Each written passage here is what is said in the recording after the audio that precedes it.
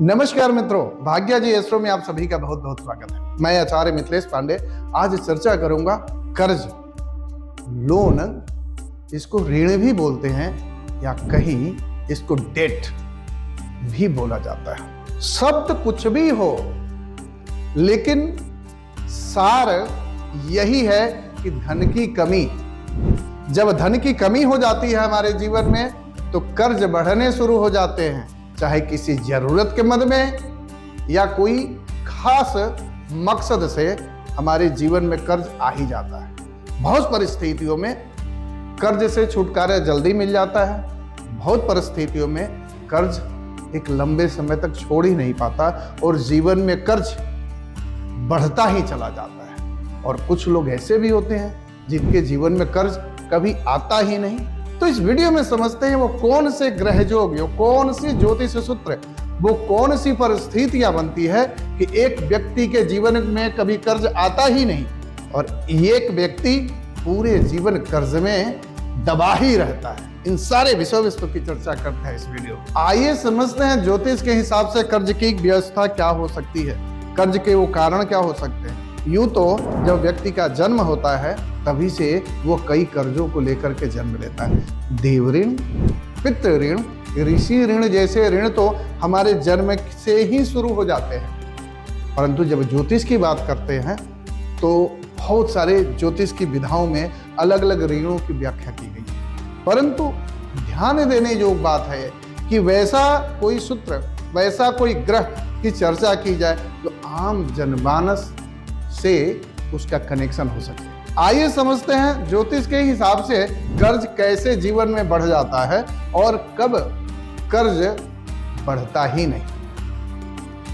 कर्ज कब बढ़ता है कि जब हमारी आमदनी कम हो जाती है या आय के स्रोत कम हो जाते हैं। जन्म कुंडली में 11वां घर इच्छा पूर्ति का घर माना गया। जब वही पाप प्रभाव में होता है तो व्यक्ति के पास धन के आने के रास्ते धीरे धीरे कम होने लगते हैं। वहीं जब उसका एकादशेष यानी डिस्पोजिटर ग्रह अच्छी स्थिति में बन जाए तो आपके पास पैसे भरपूर आने शुरू हो जाते हैं। लेकिन वही उसके डिस्पोजिटर प्लैनेट जब 6ठे, 8वें और 12वें घरों में चले जाते हैं तो ऐसे लोगों को जीवन में पैसे को लेकर के खास परेशानियां आनी शुरू हो जाती हैं। कर्ज के कारक सबसे पहला ग्रह जो माना जाता है वो मंगल ग्रह है।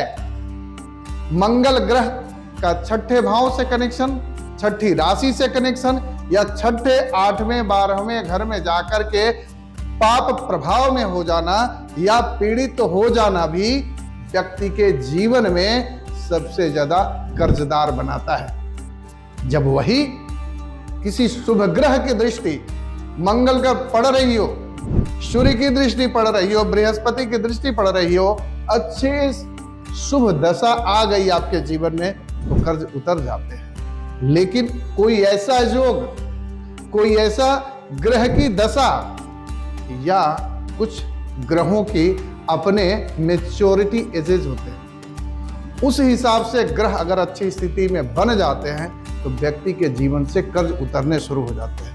लेकिन जब वही कर्ज नहीं उतरने का कारण होता है कि मंगल का पाप प्रभाव में होना, चंद्रमा का अच्छी स्थिति में नहीं होना, बृहस्पति पीड़ित होना, शुक्र भी कहीं ना कहीं पीड़ित भाव में, पीड़ित दृष्टियों में होना, यह निर्धारित करता है कि व्यक्ति के जीवन में कर्ज बढ़ेगा।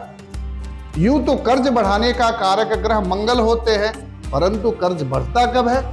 जब शुभ ग्रहों की दृष्टि, अच्छे ग्रहों से उनका कनेक्शन नहीं हो पाता, अच्छे भावों से कनेक्शन नहीं बन पाता, ऐसी परिस्थितियां में धन आना रुक जाता है और व्यक्ति कर्ज में चला जाता है। अब कर्ज तो ले लिया, उतरेगा कैसे? तो वैसी परिस्थिति में हमें कर्ज कारक ग्रह की आराधना या कुछ उपाय करके भी हम कर्ज को कम कर सकते हैं। परंतु ध्यान देने की बात है कि कर्ज कम कैसे होगा? क्या केवल उपाय करने से?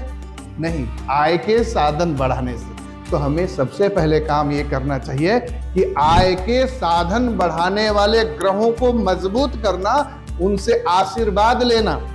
शुभ ग्रह जो पीड़ित है उनकी उपाय करना।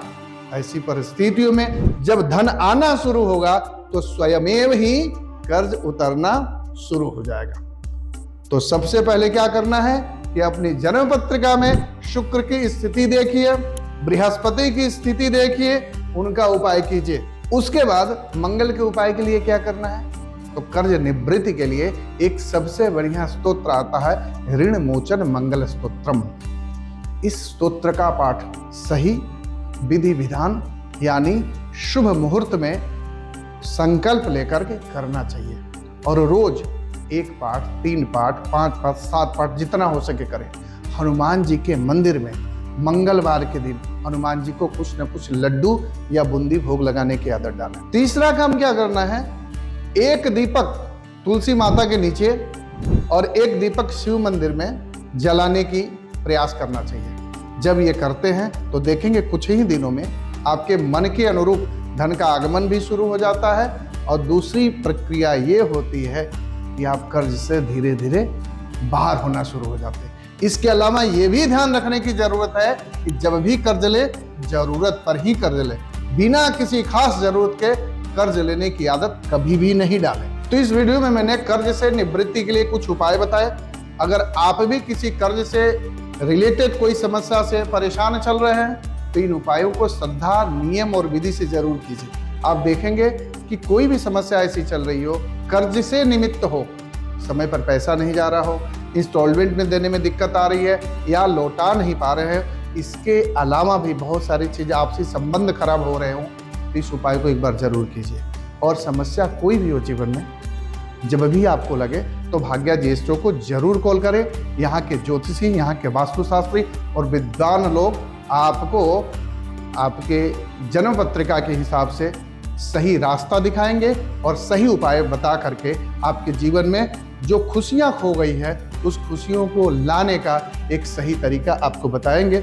और आप जब अपनी समस्याओं का समाधान पाएंगे तो जीवन में खुशियां, खिलखिलाहट और अपनों का प्यार सब कुछ बढ़ता चला जाएगा। नमस्कार।